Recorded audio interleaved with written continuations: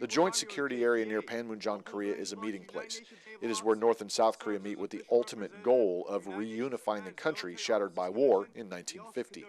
Since 1953, the country has lived under an armistice or ceasefire, with occasional clashes marking the 54 years since.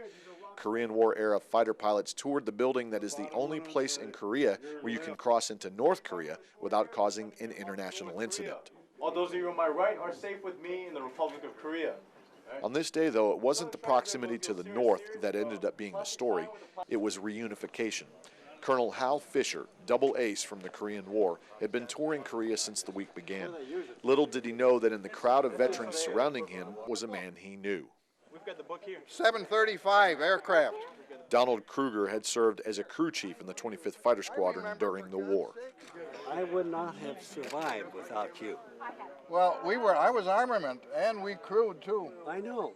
This was a moment that neither man could fathom happening. Here they were at the DMZ 50 years later. Oh, 1 in a million.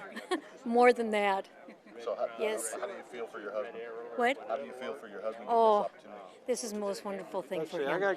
Because he's wanted to come back to Korea for so long, just to see what it is. And he's just thrilled. It was a simple act of remembrance and coming together. These two veterans bridged a gap of time in a place that was working towards bridging a gap in a country. I never expected in a million years, believe me. This is something that's an honor for me to meet one of my old buddies, and it brought back a lot of memories. I'm choked up inside. This guy's here for me.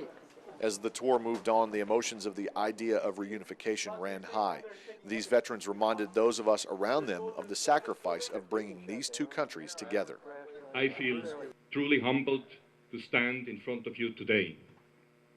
Your personal contribution to freedom by putting your lives at risk to free a country which has been invaded compares to nothing else. It was this sacrifice that all of the veterans in attendance knew well, and it was the idea that someday their actions would bring these two countries together that made the meeting of two men even more poignant. Master Sergeant Sean Sprayberry, Air Force News, Panmunjom, Korea.